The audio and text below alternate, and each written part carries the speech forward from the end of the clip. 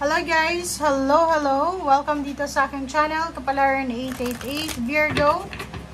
Virgo, alamin natin kung anong messages, vibration, gabay energy para sa lahat. Weekly tarot reading from January 6 hanggang 12, 2025 para sa lahat ng Virgo.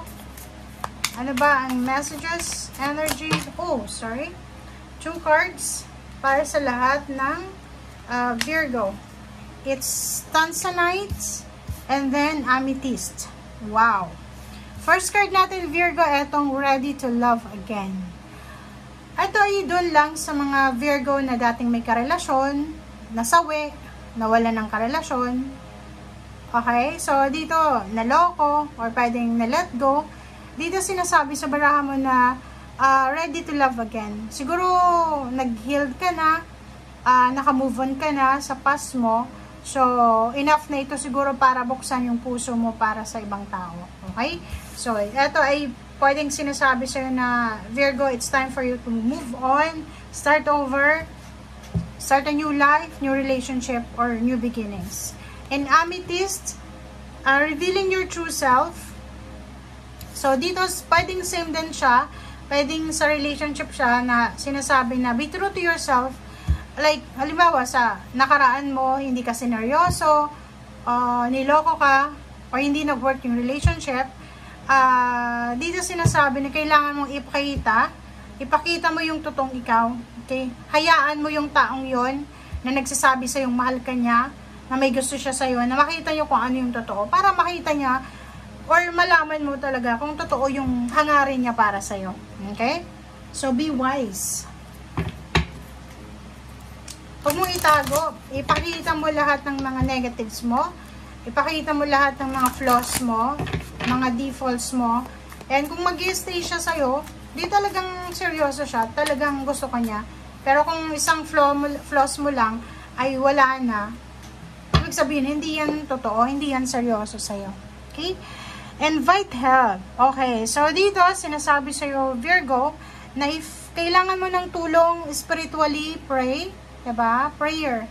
If spiritual yung kailangan natin, guidance, assistance, help from the universe, from our angels, from our guides, yun, pray. If you need help sa mga tao, i-pray mo pa rin. Like, Lord, sana ibigay mo sa akin yung tamang tao. Like, dito sa relationship na to. If may iba sa inyo na ready na kayo para sa relationship, may nagpapapansin, may nagpaparamdam, ipag-pray mo siya na, Lord, eto ba yung taong to, seryoso sa akin, ganyan, ganito. Ask help and guidance sa Panginoon sa lahat ng area sa buhay mo. Okay?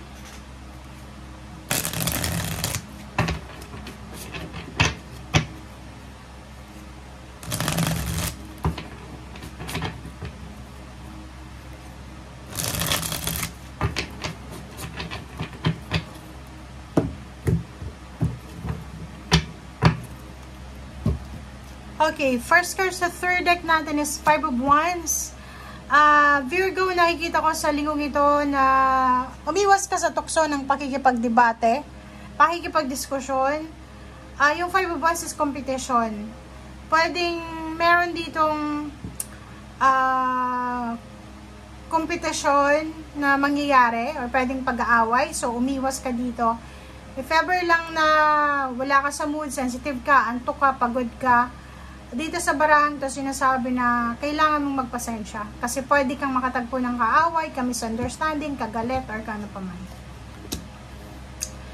Or pwede yung iba sa'yo dyan, Virgo, siguro may kaaway kayo, may kagalit, mayroong kayong ka-misunderstanding, ang posibleng matapos na. Okay? Pwedeng magtapos na, ma-end na siya, yung mga misunderstanding na yan, yung mga galit, hinanakit, or anything, ay posibleng matapos na siya sa linggong ito.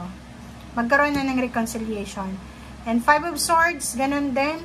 So, sinasabi sa'yo dito, if in case of money, like, for example, marami kang mga plano sa buhay, marami kang mga naiisip na plano, ganyan, ganito, magulo yung buhay mo, yung isip mo, sinasabi sa'yo dito na i-give up mo na yan, na mga gumugulo na yan sa buhay mo, and mag-focus ka lang sa isang bagay. Kasi parang nag-aaway-away yung mga plano mo sa utak mo. Diba? Yung isip mo masyadong abala.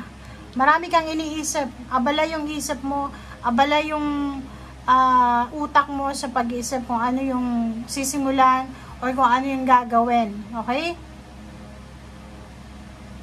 And nakikita ko sure dito yung 5 of Wands and then 5 of Swords. Sinasabi na kung may mga kompetisyon, may mga negative na nangyayari sa paligid mo, kailangan mong i-let go yan. Kailangan mong i-give up na yan. Tapusin na yan. Okay? And mag-focus ka dito sa pagkakakitaan. Okay?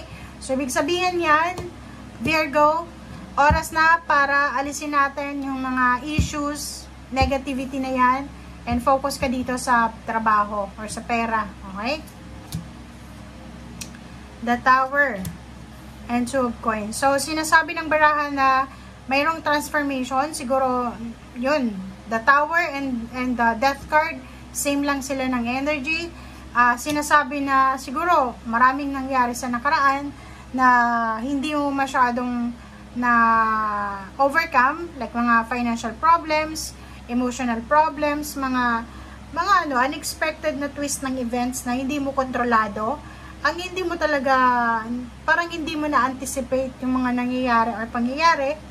But dito sinasabi ng barahan na starting this week, simula ngayong linggo, ay posibleng ma-overcome mo na siya. Handa ka. Parang yun ang nakikita natin. Handa ka sa mga financial issues, financial troubles. Parang may solution ka. Parang naisip mo na, okay, bring it on. Kasi may solution ako sa mga problema na yan sa pera, problema sa relationship. Nakikita ko sure dito na may iba sa inyo na gusto nyo mag-ipon ng pera. Ang nakikita ko is nakafocus ka sa pag-ipon ng pera, nakafocus ka sa paghahanap ng mga financial source para sa pera. Lump sum of money itong iniisip mo eh. Kasi yung iba sa inyo, gusto nyo makaipon ng pera para sa pagbe-business. Kung isa kang OFW, nakafocus ka sa pag-ipon kasi gusto mo nang umuwi ng Pilipinas for good para mag-business na lang. And last card natin is 4 of Swords. This week sinasabi na may pagkakataon ka sa linggong ito na makapagpahinga. Siguro masyado kang busy sa nakaraang holiday season. So sinasabi sa'yo dito na may oras ka, may panahon ka para makapagpahinga, para makapag-isip, makapag-reflect, makapag-detox, makapag-purify.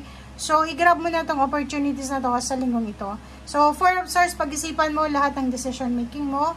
Huwag kang masyadong magdidesisyon ang hindi mo pinag-iisipan. Huwag kang masyadong mag-iisip ng mga nega-nega na yan. Kasi hindi maganda yan eh. So, dito sinasabi na pag-isipang mabuti, planuhin mabuti, pag-aralang maayos, yung mga bagay-bagay na gusto mong gawin. Okay? Thank you guys for watching. Bye!